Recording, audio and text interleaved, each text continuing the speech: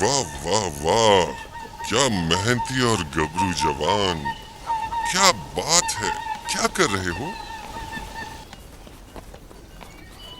دوپہر کے کھانے کے لیے دودھ گرم کر رہے ہیں۔ نوش جان، بن بلایا مہمان نہیں چاہیے کیا؟ آپ کون ہیں اور یہاں کیا کر رہے ہیں؟ میں اسی دیہات کا رہنے والا ہوں، میرا کام گلہ بانی نہیں ہے، بس کبھی کبھار اپنی بھیڑیں یہاں چرانے کو لاتا ہوں۔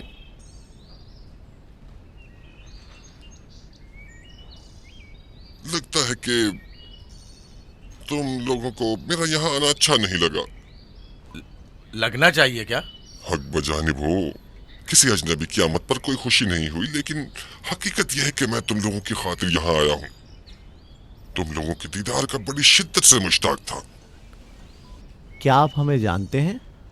ہاں، یہاں اطراف کے تمام لوگ ہی یعقوب پیغمبر کے بیٹوں کو جانتے ہیں، تو ہمیں دیکھ کے تعجب کیوں ہوا؟ کیونکہ میں نے کل رات آپ لوگوں کو خواب میں دیکھا تھا۔ آپ کو یقین آئے گا؟ ہاں، کل رات آپ کو خواب میں دیکھا اور آج جاگتے ہوئے دیکھ رہا ہوں، یہ عجیب نہیں؟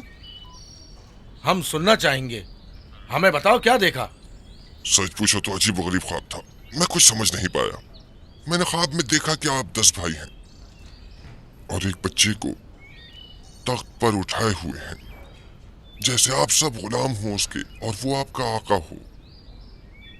کبھی دیکھتا کہ وہی بچہ ایک سواری پر سوار اور آپ 10 افراد گھوڑوں کی مانند اس کی گاڑی پر جتے ہوئے ہیں۔ کبھی دیکھتا کہ وہ کرسی پر بیٹھا ہے اور آپ 10 کو زنجیر میں جکڑا ہوا ہے اور آپ لوگ اس کے لیے گلہ بانی اور کاشتکاری کر رہے ہیں۔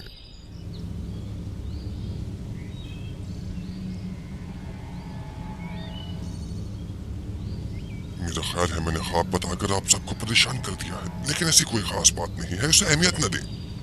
بہتر ہے کہ اب میں جاؤں۔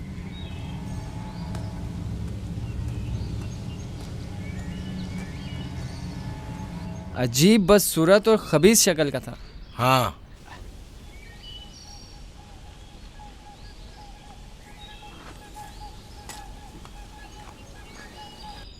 ارے کہاں چلا گیا؟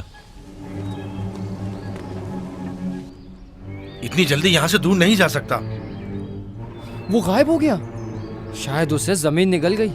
پتہ نہیں وہ کون تھا، لیکن اس کی باتوں نے مجھے سوچ میں ڈال دیا ہے۔ اس کا خواب یوسف کے خواب کی طرح تھا۔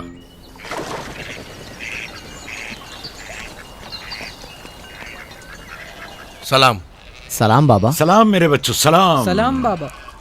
سلام سلام بابا۔ سلام میرے بچوں، سلام، سلام جیتے بابا۔ رہو۔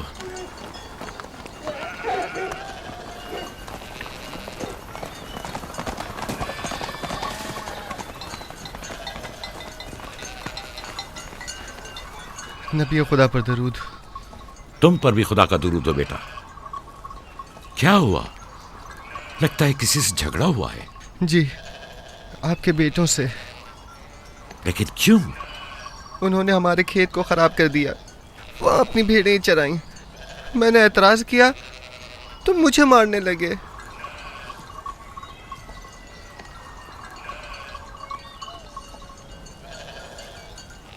یہودا، شمون، لاوی،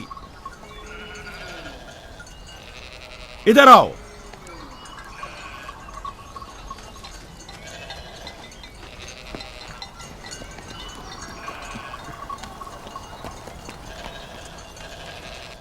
تم نے بھیڑوں کو اس جوان کا کھیت خراب کرنے کیوں دیا؟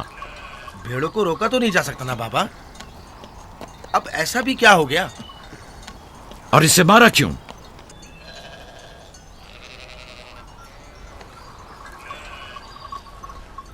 اس کا قصاص ادا کر سکو گے؟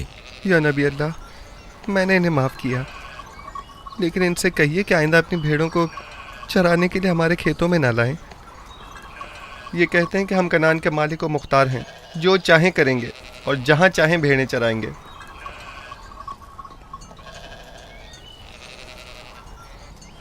یہ بتاؤ کہ تمہیں کس نے حق دیا ہے کہ لوگوں کے کھیتوں میں اپنی بھیڑیں چراؤ؟ تم سے کس نے کہہ دیا ہے کہ کنعان کے مالک مختار ہم ہیں؟ بیٹا، میں تم سے معافی چاہتا ہوں. وعدہ کرتا ہوں کہ آئندہ ہمارے جانور تمہارے کھیت کو نقصان نہیں پہنچائیں گے. میں خود تمہارے سارے نقصان کی ادائیگی کروں گا. ہم سے غلطی ہو گئی بابا، معذرت چاہتے ہیں. کنعان میں ہر شخص اپنی ملکیت کا خود مالک و مختار ہے. کنعان کے اصلی مالک فلسطینی ہیں، ہم نہیں. پھر ہم کہاں کے ہیں بابا؟ جہاں کے میرے دادا اور تمہارے جد ابراہیم خلیل الرحمان، جن کا مقبرہ مکفیلہ میں ہے، وہ بین النہرین کے جنوبی حصے سومر و کلا کے خطے اور کے رہنے والے تھے. وہی تم لوگوں کی جائے پیدائش ہے. فدان کے نزدیک ان سے پہلے فلسطینی یہاں رہا کرتے تھے. اس جوان کے آباء و اجداد جو کہ فلسطینی تھے، ہم سے سینکڑوں سال پہلے سے کنعان میں آباد ہیں. البتہ 100 سال بعد ہم سب عبرانی اور کنانی اہل کنعانی کہلائے جاتے ہیں. تم سب کو چاہیے کہ ایک دوسرے کے دوست بن کر رہو.